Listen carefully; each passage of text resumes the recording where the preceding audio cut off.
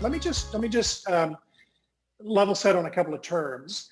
I'll probably use some shorthand as we talk, but really when I say change management or change for this conversation, I'm really allowing for a fairly broad range of activities here and even range of perspectives.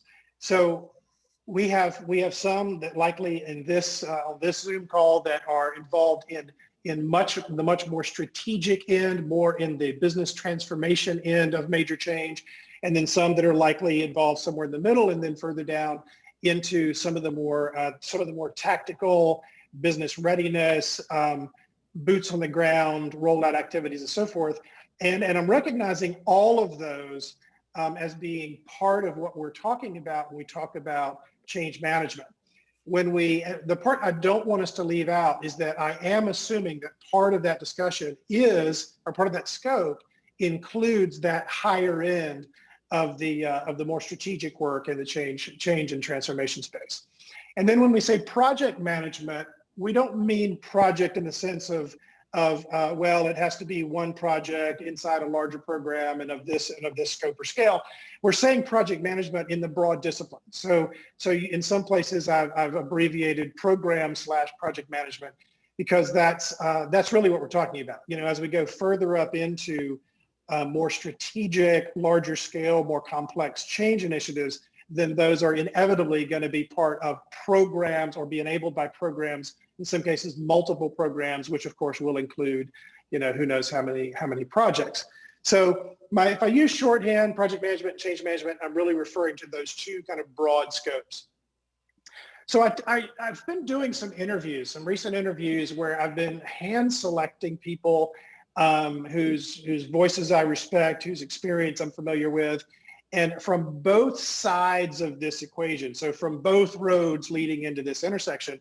And so some of these are career change people. Some of these are career project and program people. These are all people with a lot of experience. These are people who tend to be on the more senior end of these things, still, you know, working, rolling up their sleeves, doing real work, but experienced senior practitioners. They represent staff, employee roles. They represent consulting roles. On the consulting side, they span elite, so think Bain, to boutique, so think places like Crossing Point, and then kind of big X, places like Accenture. Those backgrounds and experience are represented there, and then across industry and private public sector. So, not to suggest that I've been collecting something that we can define as statistically significant and so forth, but I believe it's important from a voice of the practitioner perspective. And so I've really been trying to listen, and I'm finding it fascinating. It's perhaps opening my eyes to some things, and then affirming perhaps some of the things that I had concluded in my own career, having a foot in these camps. And people were ready to talk. It was not difficult to get people to talk. I look forward to continuing these conversations. Maybe we'll get a chance to report more back here. But they were ready to dish. So let's dive into some of that. So some of what I've seen and experienced. Now, maybe this doesn't resonate with your own experience. But let's test that a little bit just to see kind of where you are. So for me, let's see, sorry, let's go to the next slide. Oh, wait. Nope, we're in the right place. My apology. I'm looking at the screen that I was going to use for this and not the right screen that Terry's actually on. I think there is, in a broad sense, a bit of a misunderstanding, a degree of misunderstanding and lack of respect inside that intersection. I think that's common. Now, nothing I say here, or a few things I say here, will be absolutely universally true in every situation. But I think we can talk about some things that are common, both on the problem side and on the opportunity side. Some of the things I've observed in my work, and I've had the opportunity to work on both sides. So as a consultant, and typically with large, complex Fortune 100, Fortune 500 organizations, and then I've been on the other side of being a leader inside in a staff role, you know, leading a change function. I've sat in full and multi-day sessions. So sessions typically led by someone from a PMO, a program manager, or someone else, with great experience and knowledge and expertise, or perhaps led by a consultant. Planning sessions that are being conducted before or even in place of the work to get real clarity and real alignment established. We'll say a little more about that later.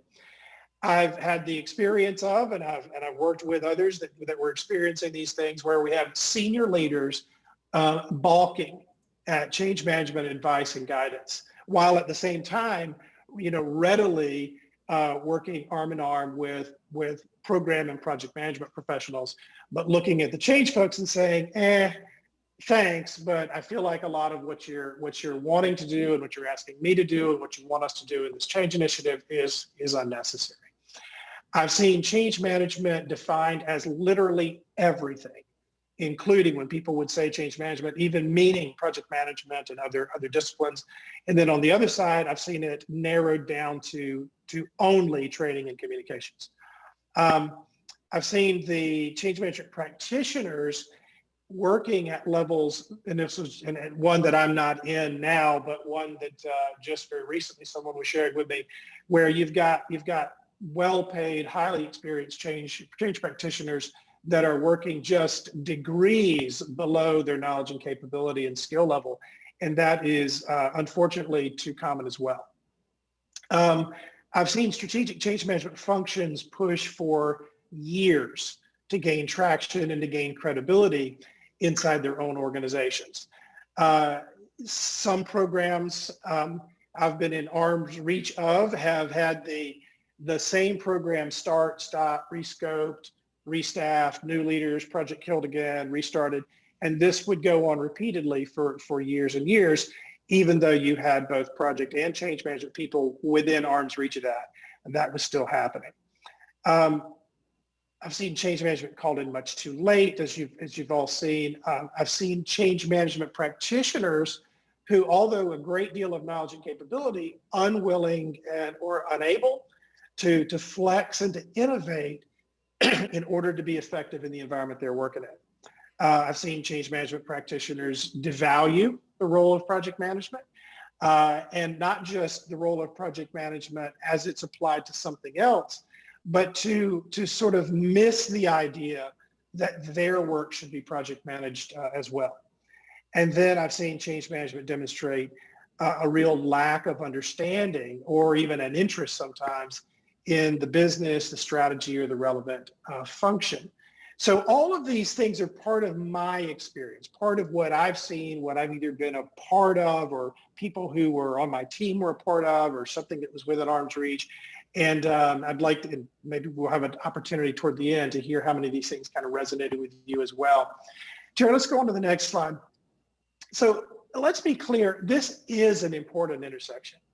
And I would argue that all major changes must be translated into project form. Now, you may not be using that term, but when we think about any major change initiative, somebody is treating it like a project. If it's going to go forward well, if it's going to succeed, if it's going to go forward particularly in a predictable way, someone is treating it like a project, whether they use that terminology or not. So I think this is a very important intersection for us and for those whom we serve and for the organizations that we're a part of. Next. And let me just take a shot at this, a hypothesis here is that, so maybe the real problem is that, one, common knowledge isn't common practice. I think if we look at where common knowledge is on both the project management and the change management side, but particularly the change management side, because project management was out ahead. So there was a lead, much earlier in history, did project management start to become more commonplace in business, where more and more people, business leaders and so forth, became more familiar with project management generally, even if they never considered themselves project managers or never had deep experience in it. Well, then lagging that, you've seen the same thing happening with change management. And I think people like Terry and others have done a great service to the world in general by just making change management more available, better understood, and more common knowledge. Unfortunately, that common knowledge is still not common practice. And I'll give you an example where I remember one particular session I was in where it was a 2-day offsite session, excuse me, a planning session for a large complex initiative. You had 40 people in the room, 5 consultants, and 35 leaders from within that business. So me and 34 of my pals, we were all in that same room with 5 consultants, 2-day planning session.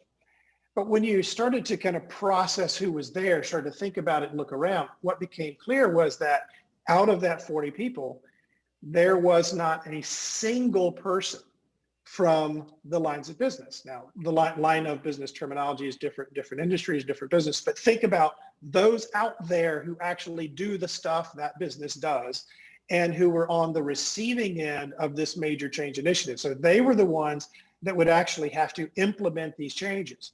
The leaders in those lines of business were the ones that would have to bring resources forward and make this change important and help provide the incentives and motivation and direction and so forth.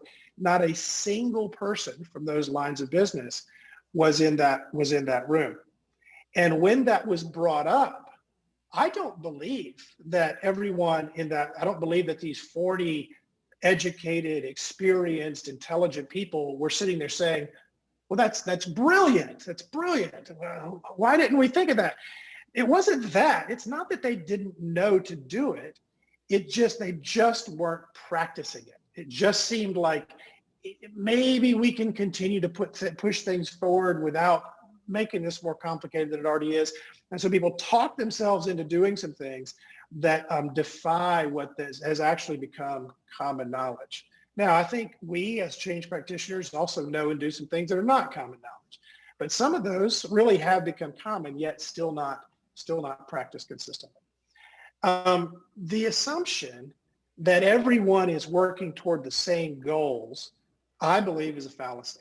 And even if we say, what do you mean by everyone? Well, we're talking primarily here about the change management folks and the project and program management folks. I even as I was conducting these interviews, a couple of times I had it said to me, we're all working toward the same objectives. And I started pushing back on that to say, well, wait a minute, are we? I mean, is that really true? Because if we make the assumption that the project and program folks are thinking and pushing toward and planning toward the same things that we are, we may get a really unpleasant surprise somewhere further into this process. So, an example that we'll talk a little bit more about later is I had project managers saying to me, and I have a great quote, I believe I included, career project manager. He said, look, I'm judged on the project I lead this year. He said, no one's judging me on how a project is doing from 3 years ago. So if you, as a more strategically minded change person, are going into these initiatives thinking, wait, the whole point here is there's a set of business outcomes. There's a body of changes that have to be affected, have to be implemented in order to achieve these. And I say business, it could be a nonprofit, it could be all kinds of possibilities. Let's just use business as a placeholder. So we're saying, no, we're going to work toward achieving those objectives in a sustainable way so that we can continue to see those benefits happening over the next however many years as the appropriate or projected horizon. But what if you're working alongside a project person who over coffee or in an interview anonymously is willing to say, look, it's not my problem. I'm going to be judged on how well I keep a handle on the project I'm running right now this year. No one, and I mean no one, is going to come back to me on something I was running 3 years ago.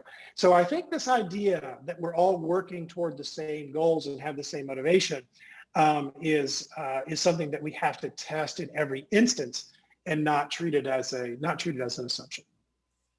And then too often, I think change management isn't earning the right to influence. And some of the things that again, some from my own experience, some that I'm taking from these interviews that I've been conducting, is will make the mistake of not speaking the local language. So when I say local language, I mean the language of that industry, the language of that company, the language of that culture. And when we come in with and then combine that with either a demonstrated lack of interest or a failure to understand the business, understand perhaps the business, the strategy, the function in which, or even the solution itself that's being developed and implemented there, to enable whatever the change initiative is, or even just a general lack of strategic savvy. There are, and again, this is not remotely universally true, but it is too often true that causes some change management professionals to not, it gets in the way of them earning the right to influence, because they feel to many of the others who are speaking that common language and have a common understanding of that context, see them as somewhat outside of that for some of those reasons. You know, if you're working in big banking and there's an important initiative around consumer lending, you need to know that big 150-year-old bank is having their lunch eaten by a much smaller internet startup. You need to know that. That needs to matter to you. And so that lack of sort of appreciating the context gets in the way for some change practitioners to earn that respect, earn that right to influence with both the project and program folks, but also with the business leaders as well. Let's go on. I don't want to be a downer here. I mean, I think that there's absolutely hope.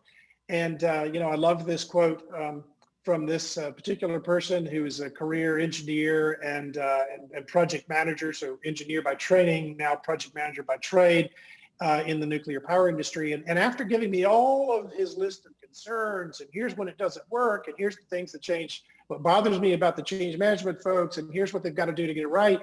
One of the later things he said in the interview is he said, and good change management is a breath of fresh air. And I think we have the opportunity to get that reaction more often than we do. Let's go to the next slide. There is a convergence underway. And when we think about the kind of overlap, and I'm not really talking about overlap of who should do what activity, although that's happening as well. But I'm really talking about an overlap in the characteristics, the capabilities, and the priorities. So one of the things I've had the opportunity to do, and Terry alluded to this, is I got started, before this, but I'm trying to remember if it's 13 or 14 years ago when we launched PM Expo. So this has been for 13 or 14 years, the sort of signature virtual event for PMI, and it's grown now to where there's 40,000 plus people that attended on the day, in addition to the others who then, stream it the rest of the year. But one of the things in moderating that event for the last 13 or 14 years, and then many of the other events I've been a part of, and then as I went into hosting the podcast, hosting Projectified for PMI, was I got to talk to all these fascinating people who all came from different parts of the project management and program management world and all the related pieces.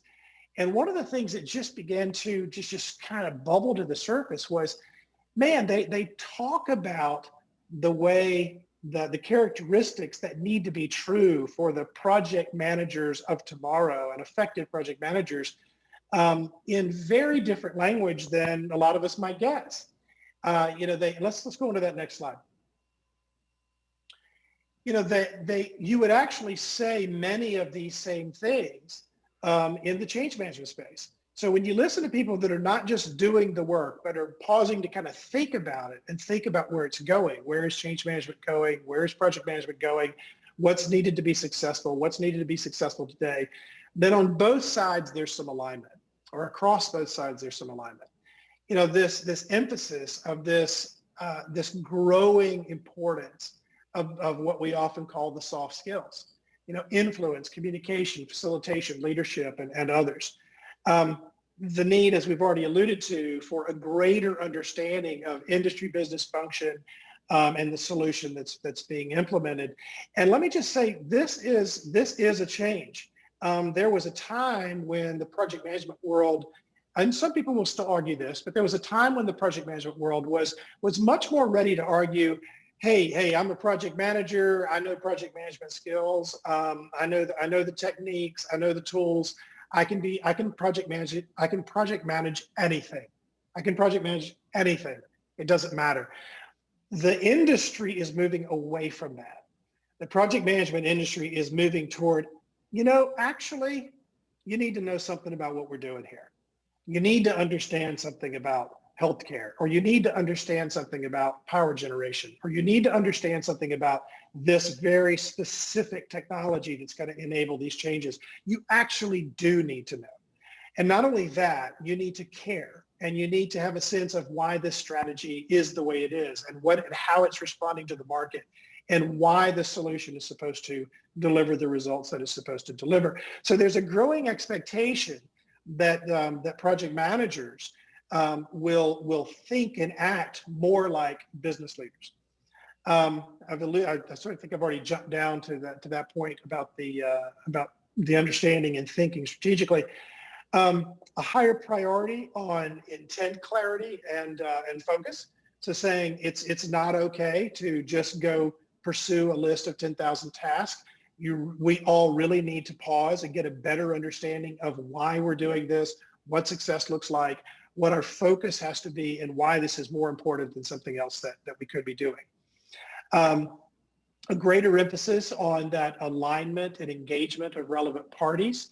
So, project managers are expected to be maturing in the direction of a greater understanding of stakeholders and the role that stakeholders play in that work, and the role that stakeholders play in achieving the intended results at the end.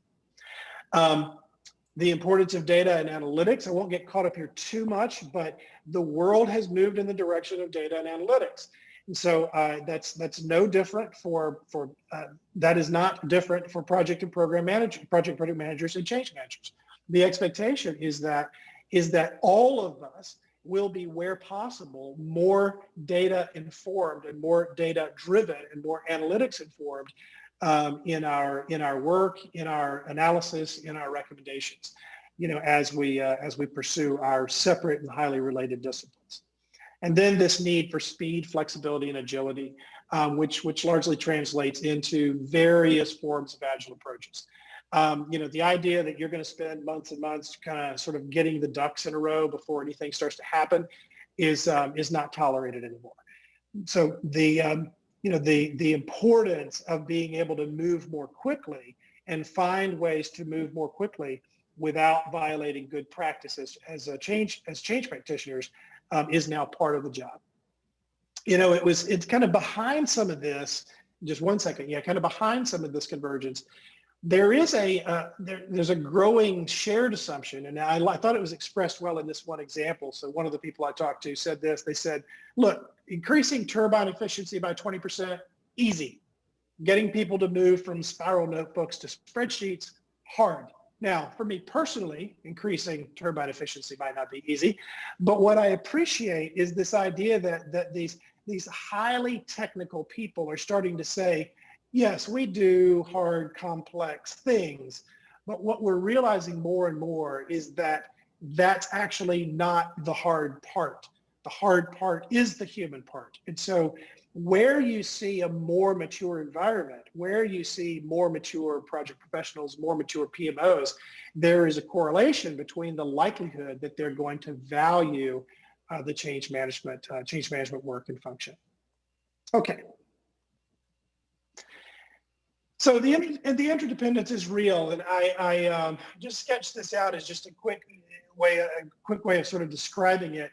It's not always obvious, and what I think we have to make sure we don't fall into are situations where the project and program management folks are in the driver's seat. Now, I'm not saying they should never be in the driver's seat, but if you're in a situation where they're saying, okay, here's what we're going to do.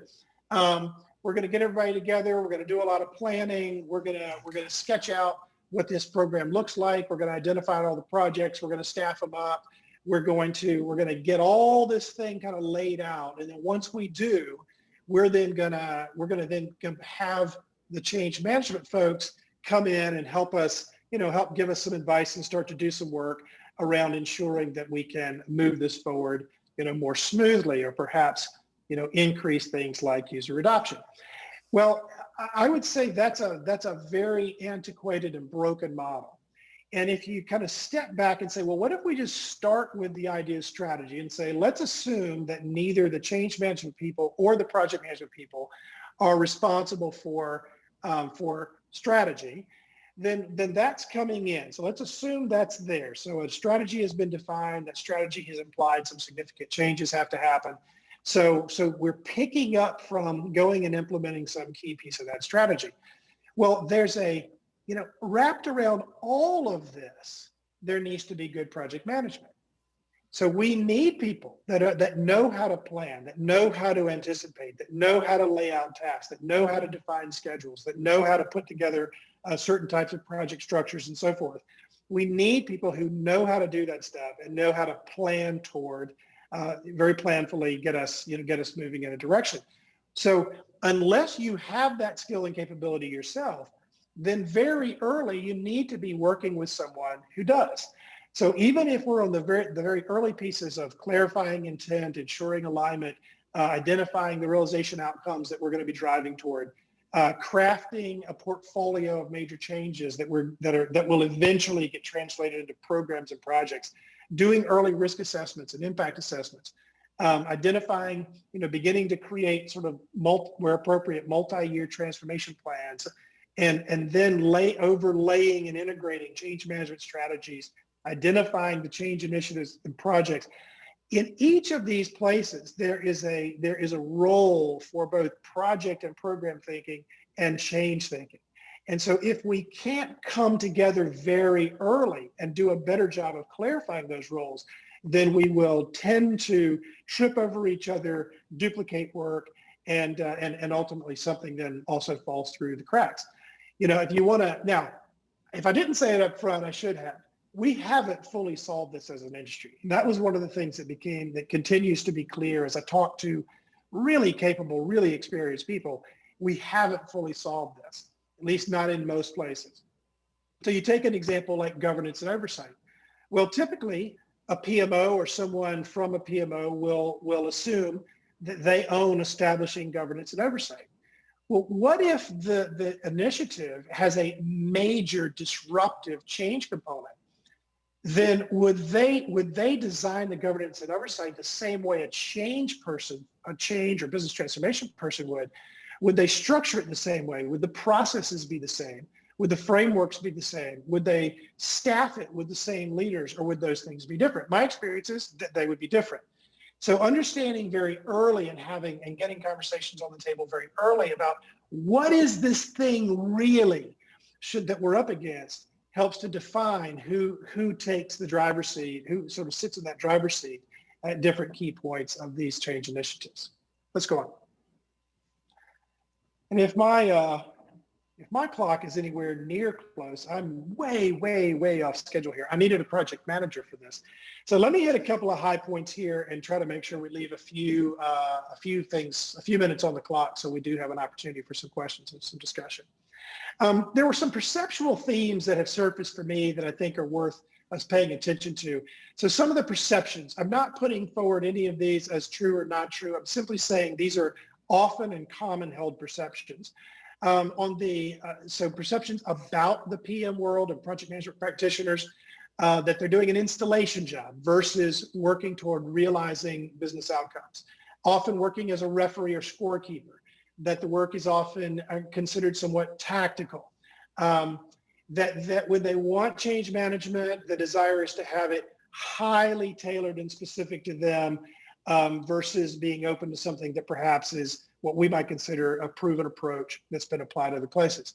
There's often considered somewhat reactionary. So a risk surfaces, what are we going to do about it, versus having anticipated and gotten out ahead of it. Very kind of milestone driven. If we had more time, I'd get into some of kind of what we mean by that. A tendency to underestimate what's required, maybe not what's required to put things in place, but what's required to achieve the benefits on the back end. Perception of bureaucracy, and kind of a wrapped up in project details, bits and bytes. One highly experienced, super smart guy that I talked with, who's got just a ton of large, complex program experience. He made the statement, and I don't think I included the quote, but he said 10,000 lines, and he meant 10,000 lines of plan. He said 10,000 lines makes people feel better. He said, but it's really not adding much value. And so our perception outside is exactly that. Very often we look at the project and program folks and say, I know you've got 10,000 lines of plan, but I'm just not sure that that's getting us where we need to go. And then perceptions that are often directed toward the change management world, change management practitioners, that the role is just hard to quantify. So somebody says, look, I know who my project managers and my programmers and developers and my business analysts and my systems architects and all these other people, especially in more technology-oriented projects. But I don't really get what the change management folks are doing. So they find the role harder to quantify than the conventional roles that they're more accustomed to. It's often seen as not core business, often seen as non-essential. We can actually get this done without them, or I can, maybe it's nice to have, but I or we can do that work ourselves.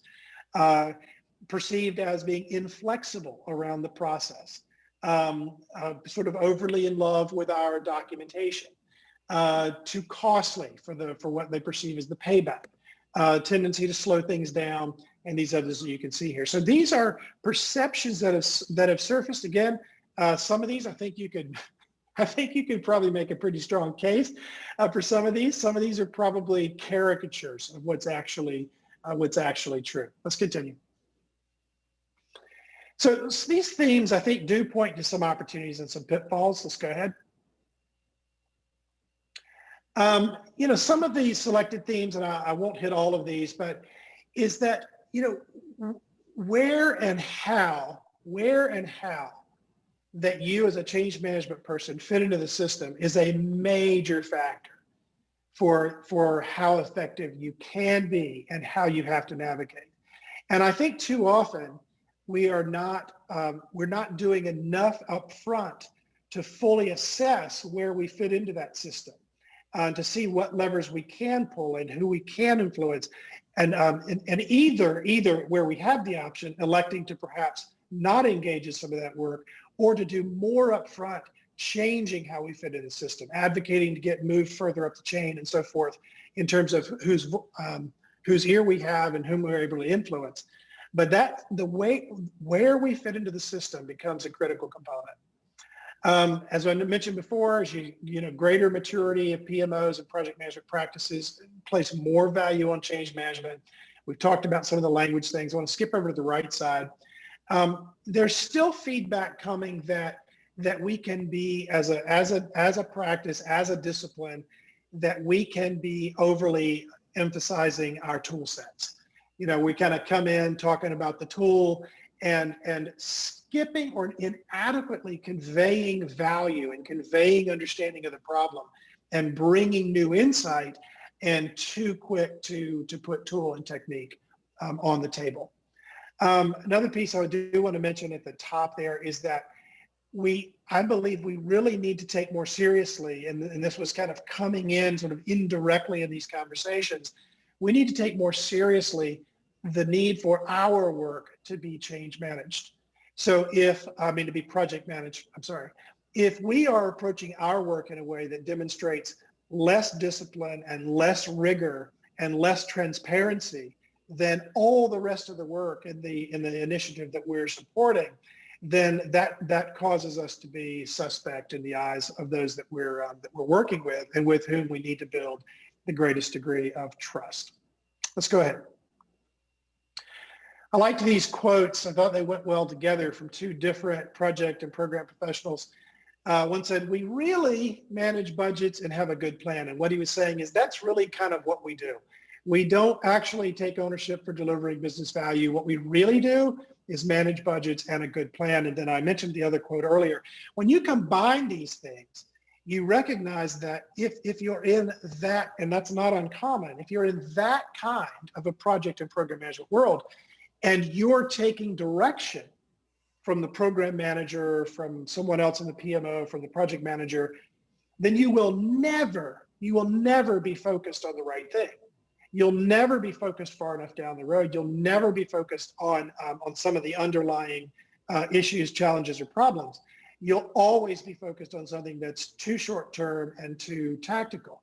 You'll find yourself pursuing level 3 solutions to level 1 problems. So you think of a level 1 problem being a problem with the way we're organized as a business, for example, and we're throwing a level 3 solution at it, which is a new technology platform. All right, let's continue. So some of the themes that highlight important differences, and I'll just cherry pick a little bit here. I think we can provide this to everyone later, is the, for example, this one around sponsorship.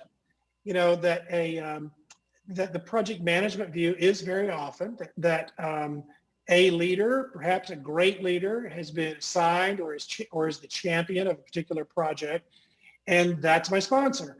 Whereas on the change side, we know that when we do our best work, we're not always able to settle for that. Sometimes we have to do the hard work of identifying and finding someone who can actually legitimize the changes that we're trying to drive forward.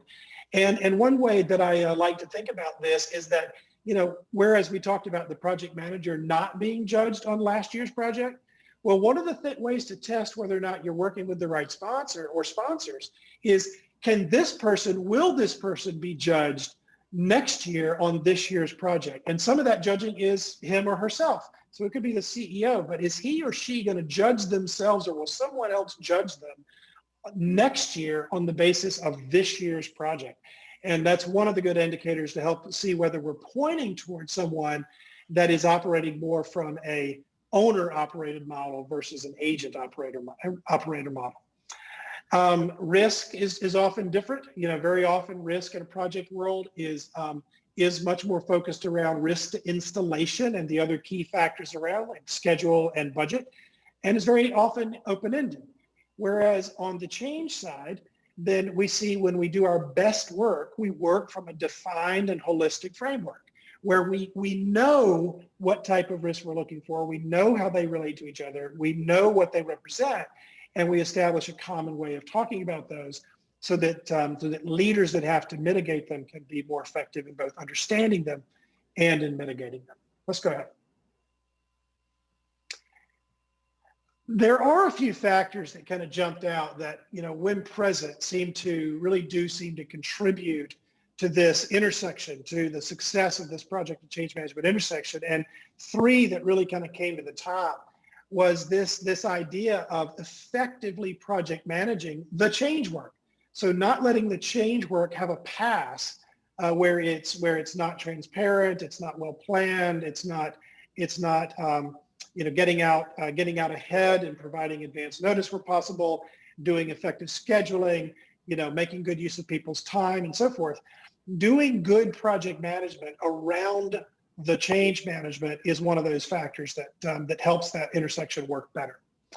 A shared emphasis. So this is both from the project and the change side, a shared emphasis on some key strategic elements. Can we come together and decide and agree that doing the work upfront and repeatedly throughout the work of getting clarity and a clear intent, what does it mean to actually succeed? Do we know what success looks like? Do we know how we'll measure it? Apart from this thing that we're working on, do we all have the same definition of that? Are we as key leaders, and are we going to share in the effort to make sure key leaders are aligned around that they understand that, and that they are aligning their efforts to deliver that? And then are we aligned around the importance and the role that sponsor engagement and sponsor ownership will play? If I, as a change person, am telling a senior level person who's in that sponsor position, if you really want to see this succeed, here are some things you're going to need to do. Here's some things. Now, I'm not creating an undue burden, but here's some things that you really will need to do. And the program manager is coming in behind me and saying, no, don't worry about it, I'll take care of all that. Then we're going to have a problem. Because one thing is, if that person happens to have more credibility in that environment, it's going to start to damage my credibility. The other is that person who's already working, that leader who's already working 80 hours a week is going to say, oh, wait, oh wait, this person over here just told me I didn't need to attend those things. I didn't need to do those things. I didn't need to make that my problem.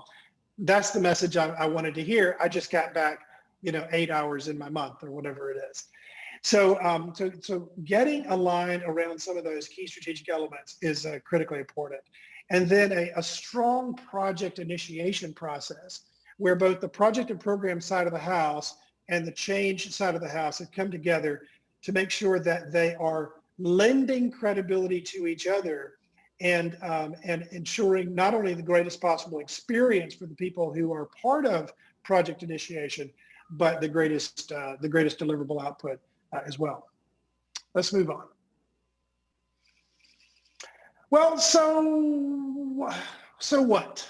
Well, I think there's a lot in here that are things to just think about. Some of them I'm still thinking about. I'm still processing. How in my own work can I be more effective if I keep this top of mind? How can I plan differently? How can I establish myself differently? How can I lead and guide and coach others differently, knowing this and knowing what I know about the perception, the expectations, and the likely friction points, and the points of natural harmony.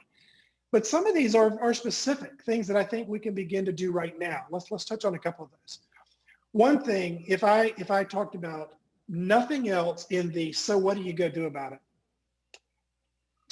This is for somebody participating in this isn't doing this right now. Make it your mission. Pursue, as I said here, insist on, fight for.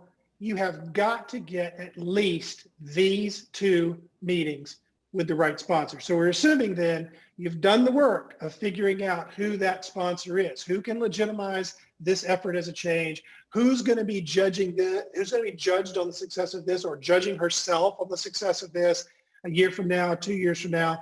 But having done that, you've got to get at least these 2 meetings. You've got to get a meeting where you do not go in and throw a bunch of stuff at her. You have got to go in and just listen. You have got to listen. What does she expect to get from this effort? How will she know it was successful? Why does it matter? What is at stake for the company, for her, for even the industry? But then come back to for her. What is personally at stake here? Why does she care about this? What part of the outcome is non-negotiable? What has to happen? There may be a lot of moving parts and a lot of things we're hoping for, but what has to be true on the other side of this? And what do you believe? You know this company, you know this business, you know this industry. What must change in order for that to be achieved? And who is likely to be disrupted along the way? There's more that you could bring to that, but you've got to have that conversation and then leave. You've got to have the second meeting, which is going to look like one of 3 things. You're either able to come back and report findings in a more substantive way, which is to say, look, here's what you're up against. Here's where what you're saying isn't well understood or well supported or well aligned across key leaders, or perhaps it is. Here's the degree to which these relevant initiatives are or are not oriented toward what you believe you're going to get from this. And the other pieces which you can read for yourself here. If it's not possible to come back with that, you've got another couple of options. One is to come back and simply offer an approach. Because when you left there, you said, I'm going to take everything you said, I'm going to think about this, and I'm going to come back to you in, and again, a short period of time. I'm going to come back to you in a couple of weeks, and you can at least be able to offer, here are the top 3 risks that I see to you getting what you want, and here's an approach for us to begin to go after that. Or option 3, you come back and you say, I don't know. I've looked at it. It's hairy. I don't see how you're going to get what you're going to get with what I know right now, or these critical questions have surfaced that only you can answer, or I've gotten these answers. I need you to confirm them. Now let's talk about it. So begin to pull her in and let her be part of that solution. Let's talk about what you're up against. So if we were going to talk about nothing else, I would say you have to get those 2 meetings, and it's worth ruffling some feathers to get them. Some of these others, of course, you'll be able to read these for yourself, but take a project management class. It will improve your credibility, and it will improve your ability to manage your own work, or at least know when you need someone else to help you do that. Read strategy books. Prioritize early demonstration of value. Give yourself no more than 3 weeks to come back with something you can call a change strategy. It's not all the plan, it's not all the detail, but something you can come back and call a change strategy that covers kind of the key elements. Bring that back and be prepared to share that so that you are showing early value. And if you're someone who comes from, perhaps you came up through a more tactical side of change management, and you tend to have people kind of tell you what to do. There may be great things that people are sort of telling you what to do versus you making recommendations. Then you need to begin to force yourself out of the weeds a bit. And so what some of that looks like is starting to pause more before acting and really assessing, where can I invest my time in, with an understanding of where I fit into this system. Where can I invest my time more effectively to get a greater return on the value? And maybe for you, what that means is developing more negotiation, where even if you're taking orders from a program manager, you're coming back to him or her and saying, I got you, and look at this. What if we take this approach, and here's why? What if we could go determine this, this, and this, and aligning that to his or her objectives? If you're somebody who tends to come at this from the more strategic side of the house, maybe you came to major change from strategy or from some other related places, then we have to choose humility. We tend sometimes to carry around a I know better than everybody else thing, and it doesn't play well. It creates a lot of resentment with the project and program professionals.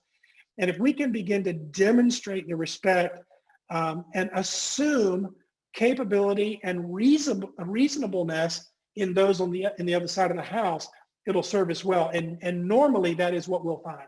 We will find that they have real capability and that they are reasonable people. And recognizing that that is a necessary and legitimate practice and functional area and discipline, and that project management is not somehow beneath what we're doing. And contract for your role. Let's go. Do we have any questions for Stephen? You could put them in the chat box. Oh, here they come. Mostly thank yous for a great session. I haven't seen any questions yet.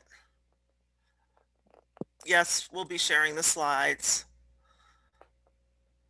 Mostly thank yous. I'm sure it would have helped if I had given us a little time there. So. Yeah, I think people probably have to jump off. My apologies. Oh, here's one. What strategy books would you recommend?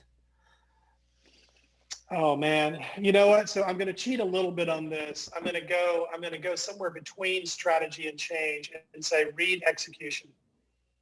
Yeah, that's a good one. That's a good bridge. And if you want to go to pure strategy after that, but Execution is kind of a classic and just brilliant, Yeah. Can the person be a reasonably good project manager and change manager and combine the two roles? I think it's hard to combine the two roles at the same time, meaning to literally combine the two roles. I think the same person can be a very good project manager, and that same person can be a very good change practitioner. I think it's very difficult to do it at the same time, because I believe you are trying to embody what can be a healthy tension in one person. And I find it more effective if you pull that tension, let that tension reside in at least two different people, so that they can kind of come together and work through those things, each bringing the purity of their perspective rather than everything getting kind of watered down in the middle. So there's probably somebody out there that can do both. But the other thing is, if you're working on anything that's very large and complex, you just can't, you just can't do both things just out of pure time commitment. Great.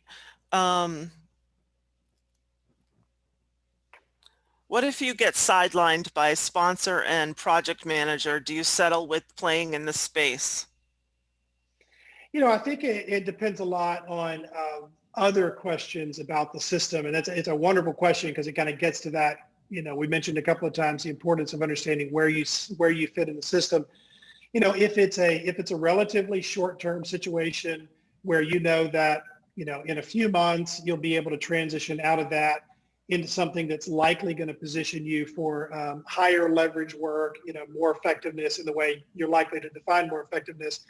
And I think for a lot of people, they're okay to wait it out. And I've certainly had these conversations with people who are staff change people and they're unhappy about something they're on, but they know that's not the end of it. They know that they're gonna be able to move into something else. But I will tell you that if you're looking at something where you're going to tie yourself up for years doing that kind of thing, it's not worth it. It's just not worth it. I mean, you're not building the kind of skill and capability you could be building. And I would encourage anybody who's finding that as becoming more the rule rather than the exception, then rather than pouring yourself, into suffering through that, pour yourself into going somewhere where they're going to appreciate your effort. Mm. So here's a question: as an organization structure, does it make sense to have strategy / change management and project management all in the same org structure? I believe it does. Yeah, I believe it does. And I think one of the things that we've been, getting wrong are some weird ways that places we've been putting project management and places we've been putting change management, and we'll put part of change management over here, and then we'll put another more strategic part over here. And sometimes they're even embedded in places that set people's expectations, that limit what you can do. And I'll give an example. So it's not uncommon for some version of change management to be placed in some part of HR, even maybe at an enterprise level, roll up under the CHRO, for example.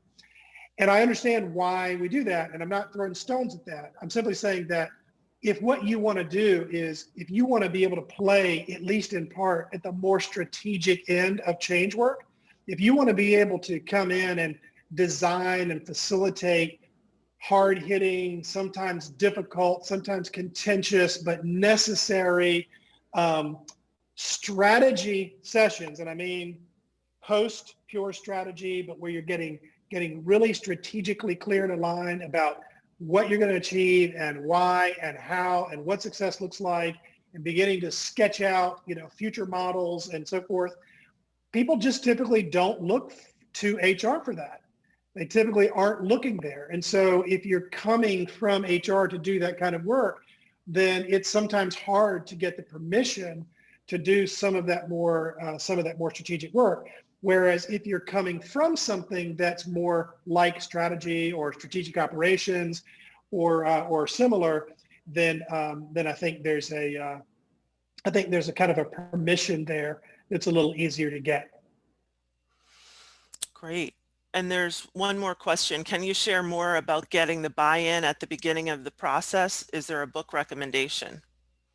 Yeah, so there's, one of the ones that I really like is Moments of Impact, because I believe that that is almost always, now I recognize we're in a virtual world now, so a lot of these things have to be translated to virtual, but it's just nearly impossible to do some of that work that you've got to do up front to get the kind of buy-in, clarity, alignment that you need to do without kind of bringing people together and working through it together.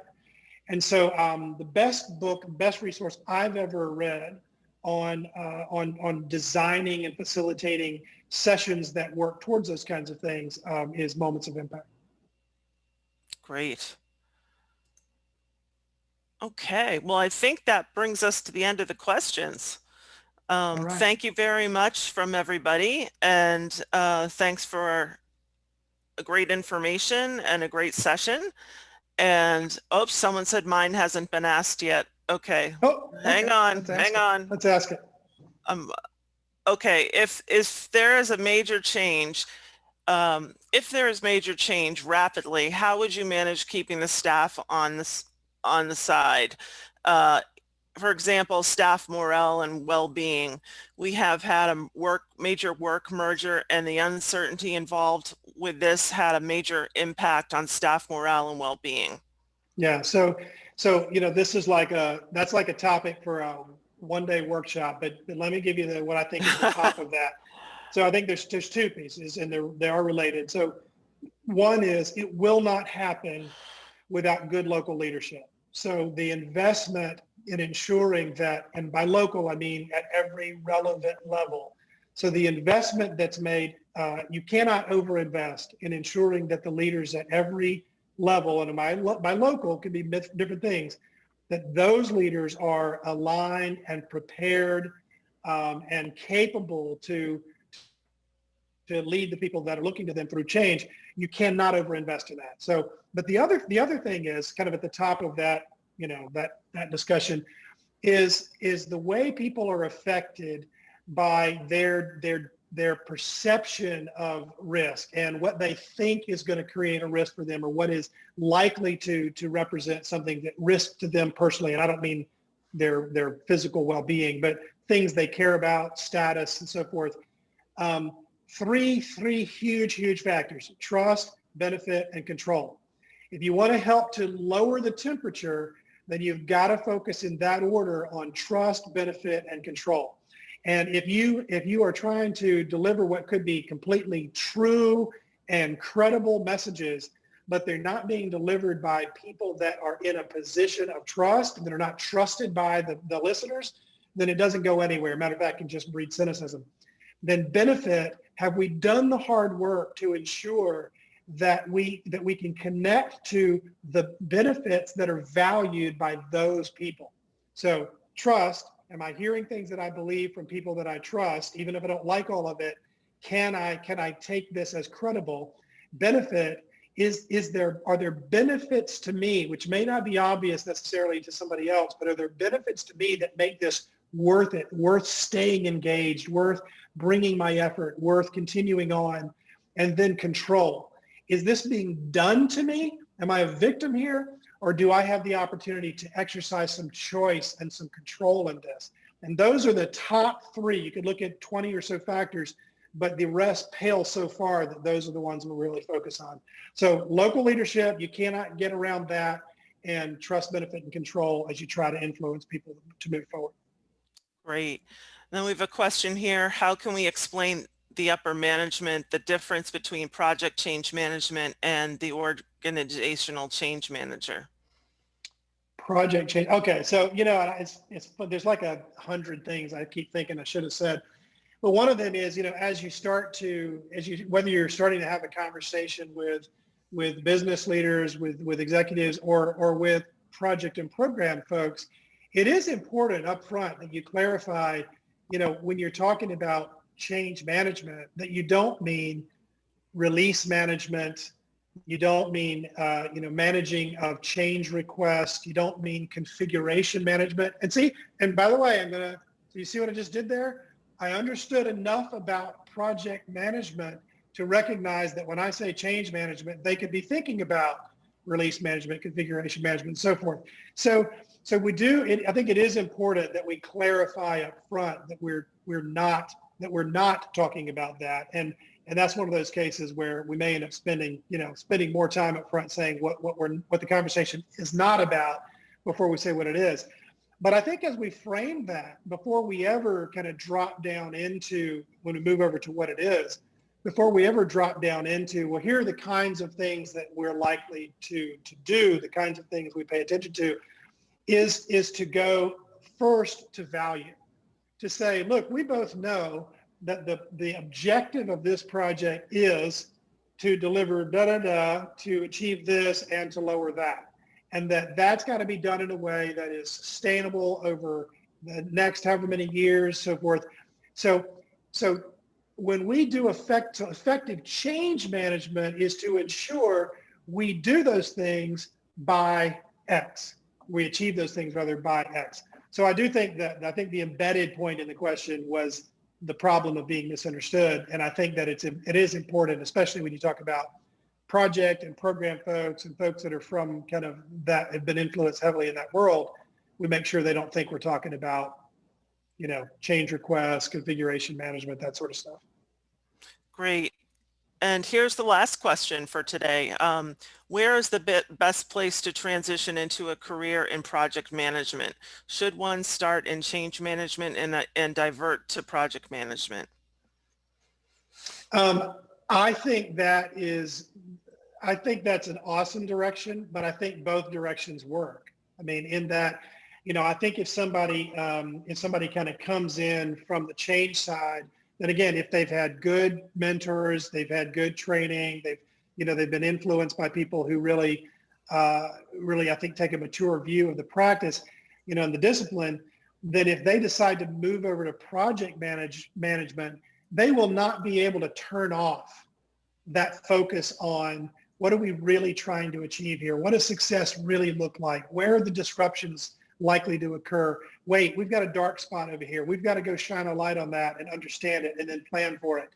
Do our plans actually deliver what this project is intended to realize, or do our plans only install some really important things? So I think moving from that change side to the to the project side can be very effective. But I saw somebody come in from a that had a lot of kind of PMO background and so forth, into playing a very important lead role in a what could have been a very disruptive major change initiative, and just knock it out of the park. So, I think people can go either way, and I believe that a knowledge of both sides really makes for a much stronger practitioner. Great. Well, thank you very much, Stephen. You're welcome. My pleasure. This was a great and refreshing webinar and discussion on something that people mention at a high level, but I don't think they are able to dive deeply into the issue as much as you were able to do. So we really appreciate that. Thank you.